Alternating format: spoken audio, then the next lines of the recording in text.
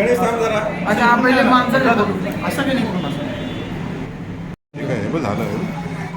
नमस्कार. आज आम्ही नगर परिषदेच्या मुख्य अधिकारी शिवसाहेबांच्या येथे आलेलो आहोत. विषय आहे की पेन शहराला जो दूषित पाणी पुरवठा होतोय आणि तो पेनकरांच्या अत्यंत जिव्हाळ्याचा प्रश्न आहे आणि तो सोडवण्याचं आश्वासन या शिवसाहेबांनी सन्माननीय खासदार आमच्या रायगड जिल्ह्याचे सुनील तटकरे साहेब यांनी 4 तारखेला दिलं होतं त्यांना फोन करून.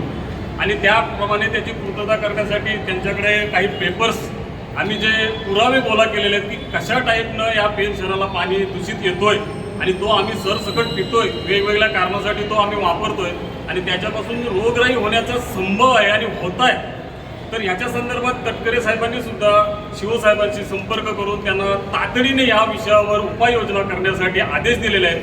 मात्र आज शिवसाहेब इथं नाही आहेत म्हणून आम्ही ही नोटीस त्यांच्या दरवाजावर चिपकवलेली आहे आणि याच्यासाठी बऱ्याचशा पक्षांचे मुख्य कार्यकर्ते, सामाजिक संघटनांचे कार्यकर्ते इथे हजर आहेत आणि मोठ्या संख्येनं आम्ही जसं आमचे संयोजक, माझा पेनचे संयोजक राजू पाटील साहेब यांनी जसं आवाहन केलेलं आहे की येत्या 22 ऑगस्टला जर ह्याच्यावर योग्य कारवाई झाली नाही तर आम्ही या कोतवाल चौकामध्ये एक जबरदस्त आंदोलन करू आणि ते सर्वात मोठं आंदोलन पेनच्या इतिहासामधले असेल.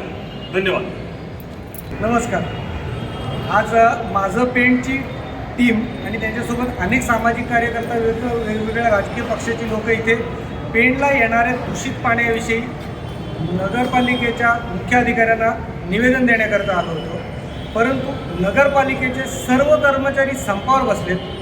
नगर मुख्य अधिकारी नगरपालिकेतून गायब आहेत आणि कोणत्याही प्रकारे त्यांना संपर्क होत नाही, त्यांचे फोन स्विच ऑफ आहेत. प्रत्यक्षात आम्ही 4 तारखेला खासदार साहेबांच्याकडे गेलो होतो, त्यांनासुद्धा हे निवेदन दिलं आणि त्यांनी फोन करून नगरपालिकेच्या सीओना फार खडे बोल सुनावले. त्यात सीओ साहेबांनी 4 दिवसात कामाला सुरुवात करतो असं त्यांना उत्तर दिलं होतं. परंतु आज सीओ साहेब प्रत्यक्षात कुठलेही काम सुरू न करता फरारी आहेत. तात्काळ जर पेणकरांना शुद्ध पाणी मिळालं नाही तर माझं पेण संघटना सर्व सामाजिक कार्यकर्त्यांसह, सर्व राजकीय पक्षांसह पेण येथील कोतवाल चौक बंद करण्याचं काम करेल. 22 तारखेला, येत्या 22 तारखेपर्यंत ही सर्व कामं झालेली पाहिजेत, नाहीतर माझं पेण संघटना मोठं आंदोलन करेल.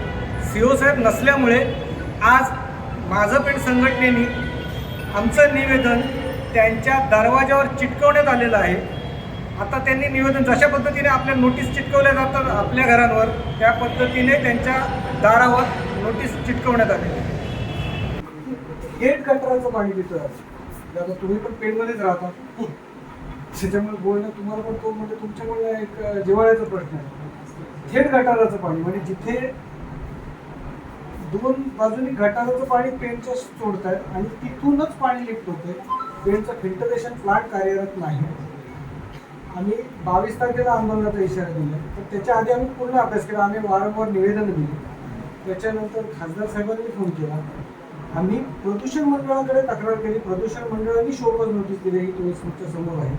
आम्ही पाण्याचे नमुने घेतले आणि नमुन्यांचा पण प्रयोगशाळेचा अहवाल आला, तो पण पाणी पिण्यायोग्य नाही असं आम्ही पूर्ण कार्य केलेलं आहे. पण त्याच्यात कुठलीही ठोस म्हणजे नगरपालिका काहीतरी माहिती सांगते की असा प्रस्ताव पाठवला, तसा प्रस्ताव पाठवला आहे, पण तो कधी पाठवला आहे, कुठे पाठवला आहे, याचं काय स्टेटस आहे ही नगरपालिका काही सांगायला तयार नाही आहे.